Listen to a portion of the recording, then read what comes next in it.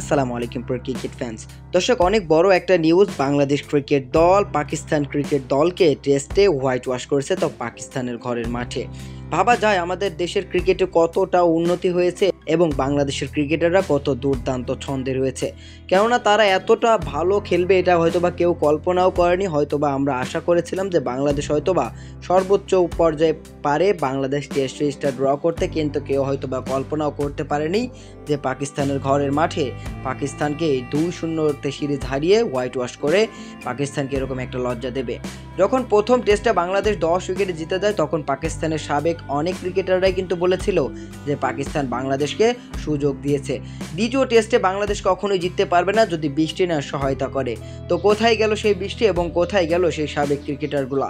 আমি আসলে তাদেরকেই খুঁজতেছি যারা আসলে বাংলাদেশকে নিয়ে খোঁচা মেরে মেরে কথা বলেছিল। মূলত দ্বিতীয় টেস্টে কিন্তু বাংলাদেশের ব্যাটিং শুরুটা খুবই বাজে হয়েছিল। জাস্ট 26 রানের মধ্যে কিন্তু 6টি উইকেট হারিয়ে যাওয়ার পর লিটন দাসের দুর্দান্ত পার্টনারশিপ মেহেদী হাসান মিরাজের সঙ্গে মূলত লিটন কুমার দাসের ওই 138 রানের ওই ইনিংসটাই বাংলাদেশের ওই দ্বিতীয় টেস্টের ম্যাচের মোড় ঘুরিয়ে দিয়েছে এবং পাকিস্তানের দ্বিতীয় ইনিংসে বাংলাদেশের বোলাররা যে দুর্দান্ত পারফরমেন্স করেছে সেটা মানতেই হবে। বিশেষ করে হাসান মাহমুদের কথা বলছি। এবং শেষ পর্যন্ত কিন্তু বাংলাদেশ 185 রানের মতো একটা টার্গেট পায়, সেখানে কিন্তু বাংলাদেশ খুব ইজিভাবেই কিন্তু 4টি উইকেট হারিয়ে ম্যাচটি জিতিয়ে দেয়। ম্যাচের উইনিং শটটা নিয়েছিলেন সাকিব আল হাসান এবং তারপরেই পাকিস্তান থেকে বাংলাদেশের যেন উদযাপন একেবারে ছেয়ে গেছে। কেননা বাংলাদেশ ক্রিকেট কিন্তু এর আগে কখনোই পাকিস্তানকে কিন্তু টেস্টে হোয়াইট ওয়াশ করতে পারেনি, তাও আবার পাকিস্তানের ঘরের মাঠে, যেটা কিন্তু অবিশ্বাস্য একটা ঘটনা বাংলাদেশ ক্রিকেটে এবং রেকর্ড হয়ে থাকবে এটা অনেক দিন।